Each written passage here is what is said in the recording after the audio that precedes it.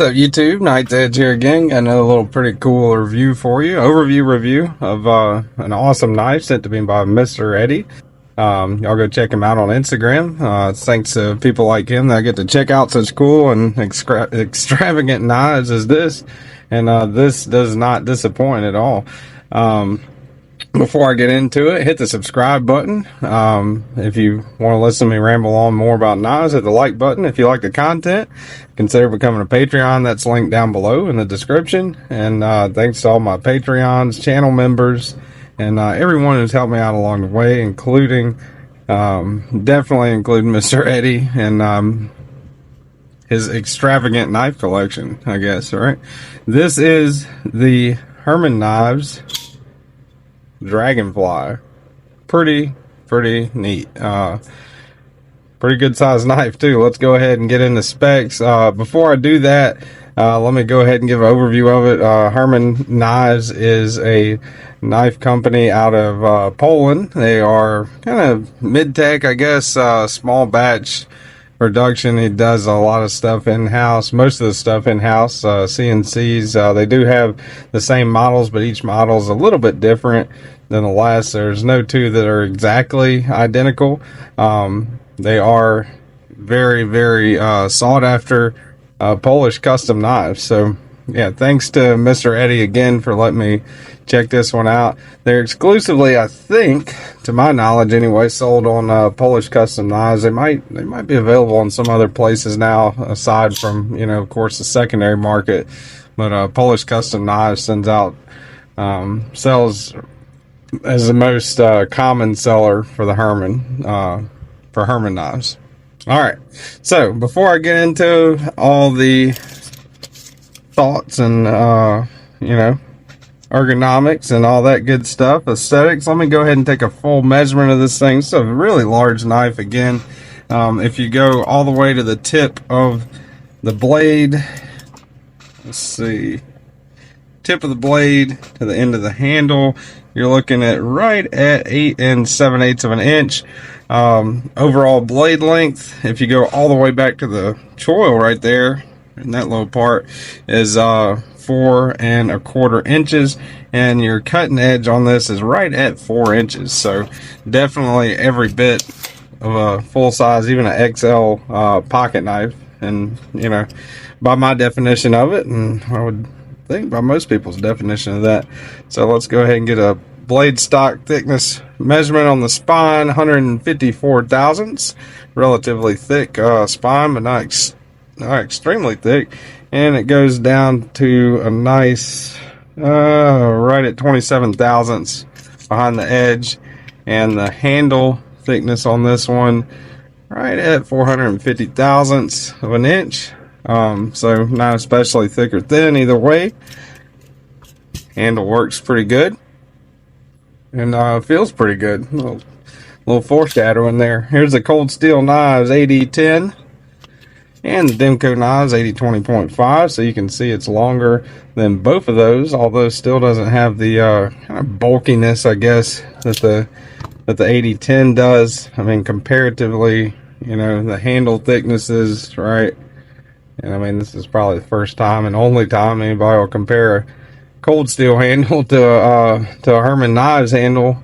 But yes, definitely not as thick as like the 8010.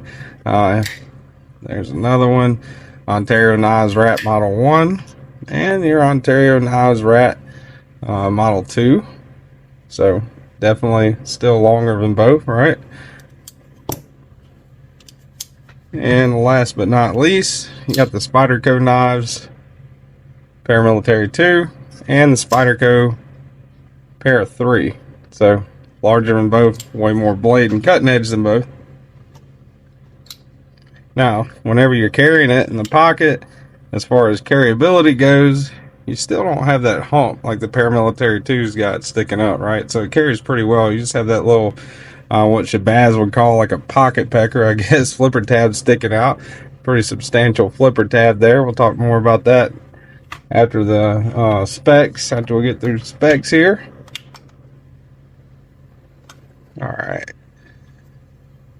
Weight 5.6 ounces. That's what I got there. 5.5. Do it one more time. 5.5 ounces.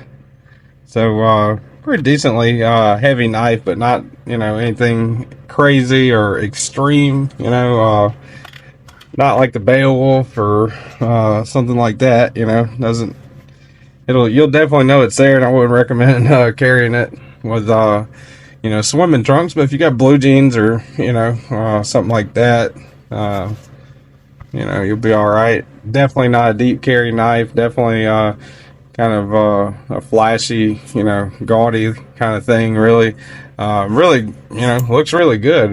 It's almost like having pocket jewelry or something. You know, it's crazy. Let's go ahead and do hardware check here. Now the pivot. One downside of the knife, I would say one downside of the pivot's proprietary. We'll go over that in a little more detail here in just a second. So these are T6s on the clip screws, and you got T6s on the body screws. So, you know, wish it was T8, but not really that big of a deal if you're just careful whenever you disassemble it. So with the specs out of the way and still having to talk about the pivot, will be a good time, I think, to go in and well, shoot, I did that earlier.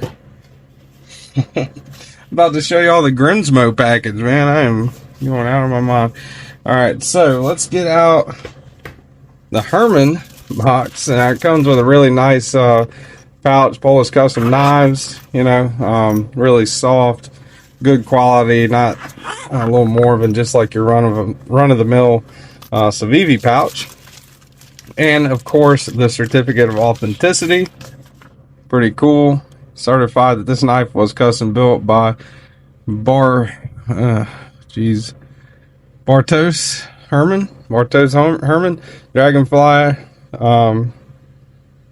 whatever, A63, is that it? It's a 64 HRC, or is that 61 HRC? I don't know. 3.9 millimeter M398 blade steel, titanium grade 5 handle, back spacer is titanium grade 3, titanium grade 5 clip, born on date right down there, Herman signature and the website. So that's pretty cool. Definitely let me know down in the comments how much of that I butchered. Hope got some of that right. You know, it gives you a little catalog, purchase receipt, all that stuff. Looks like maybe, I don't know if that's extra bearings, maybe. I think that's what that is. And back, circle back around again to the pivot tool. This comes with it, right? So since that's a proprietary pivot, they give you, in order to be able to assemble it and disassemble it and everything, or tighten up the pivot, they give you this little pivot tool with it, which is pretty cool. You know, I mean, I would say, you know, I mean, at least they didn't say, okay, well, you got to mail it in to, you know, to us to do any kind of work on it, you know. But at the same time, it'd be pretty cool if it was like your standard T8 or T6, or, you know, or not T6, but, you know, T10, T20, something like that. So the way that pivot tool works, like that, you can loosen it and tighten it up just like that. You know, no issues there. Pretty neat little bit. Pretty cool looking little tool too, really, with the Herman logo on it, and got a nice little finish on the tool itself. Kind of sucks that you got to go, you know, horizontally, like sideways. You know, it'd be nice to be able to put it in a driver, or, you know, even have a driver come with it. I mean, it's $665 is what I got right now looking online at this one. So pretty expensive high-end knife. Now, not saying it's not worth the money by any means. I'm just saying there's a couple other things I could have done with it.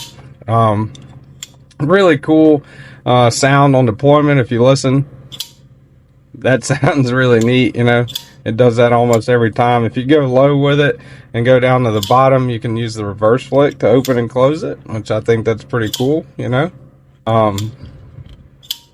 definitely a fidgety little knife. You know, I mean, not the most fidgety thing in the world, but You know, you can sit there and open and close it all day if you want. Really beautiful milling on that titanium handle, very well contoured, no issues there.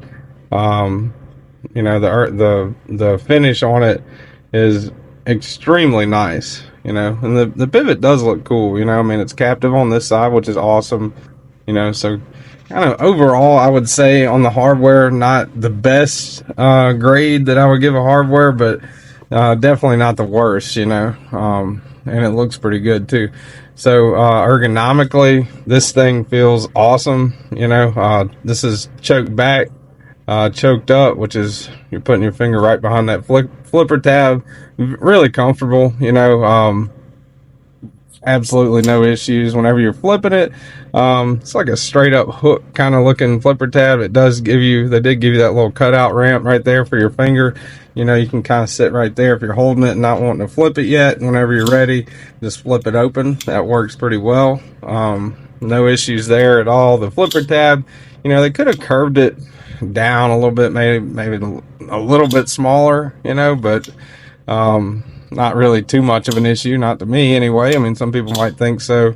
If I remember right, whenever I watched Shabaz's review of this, he was losing his mind over the flipper tab being a pocket pecker, you know. But yeah, even the lock bar right there, that, you know, kind of bolstered liner lock, maybe nested liner lock, I don't know what you want to call that, but as a liner lock, that is really cool, you know, that even that has that little micro milling jimping, you know. It's very comfortable, very accessible. One of the coolest things about the knife to me is on the back here, you know, not only do you have this really nice flush back spacer, anodized, looks really nice, but that is like a perfect little arrow, you know, and I think that's pretty cool, you know. Instead of just ending flat, they ended with that. But look right here, man, that is really neat, you know.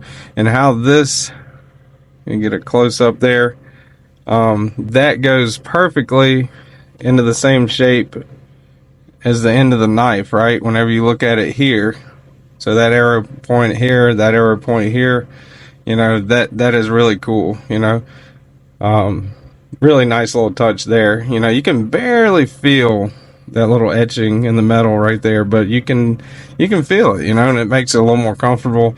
Looking at the blade, it's almost completely sterile. You got M398, which is, you know, of course, everyone knows M398 is 8 better than M390. But no, my experience with M398, my little bit of experience that I have with it has been pretty good. M398 has I believe some more vanadium than M390. Maybe it's a little more edge retentive while maintaining the same corrosive resistant properties than M390. On Cedric and Ada's cut test, M398 got a little over 900 cuts, I believe. So pretty well-rounded steel, you know, for a pocket knife, you know, a little high on the edge retentive end, but pretty well-rounded steel. Really smooth action on this thing, you know, and as I mentioned earlier, that kind of metallic clank ting, that's really neat, you know. I really enjoy that. It is unmistakable almost, you know. I haven't held a pocket knife or actuated a pocket knife that's got that exact same sound, so that's pretty cool. Yeah, I think that's really neat. So overall, man, I would say this is a wonderful knife, well worth the money, you know, even though it's super, you know, hard to get sometimes, and pretty expensive in relative terms. You know, $665 is pretty expensive for a pocket knife, but you definitely get the quality that you pay for in this. You know, the action is just, especially with that big blade, you know, that action just drop shut perfect, you know, awesome.